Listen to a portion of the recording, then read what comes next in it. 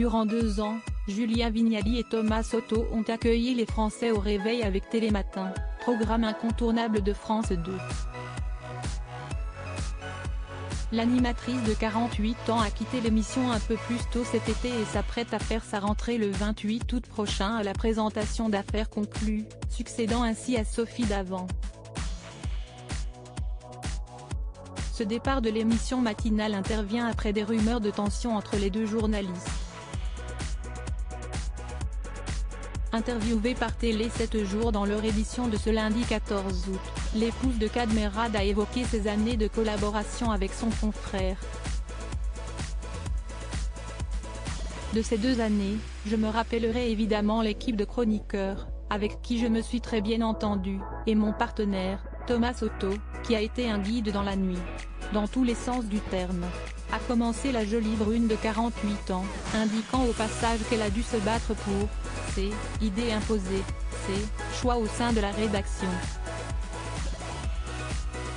Étonnés de ces éloges au sujet de Thomas Soto, nos confrères ont rappelé les bruits de couloir qui ont entouré son départ de Télématin. Ce n'était pas des tensions, je suis juste une partenaire qui tient à ses idées.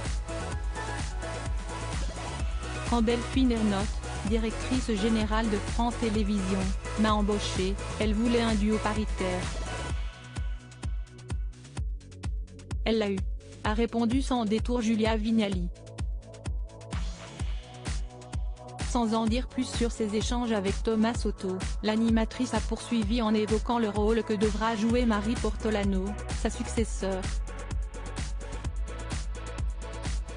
Je pense que Marie Portolano, qui me remplace à Télématin, vient pour les mêmes raisons.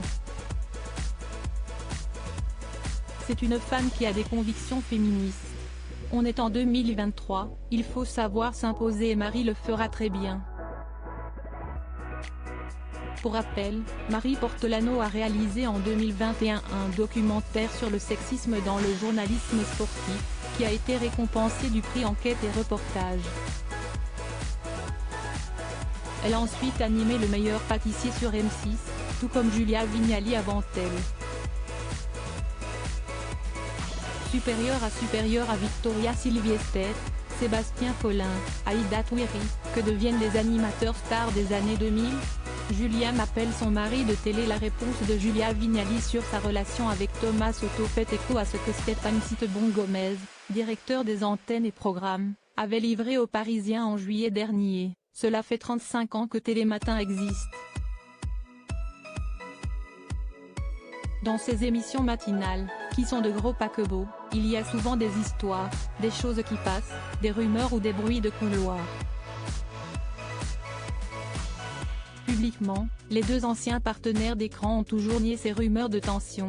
Moi je m'entends très bien avec Thomas Soto.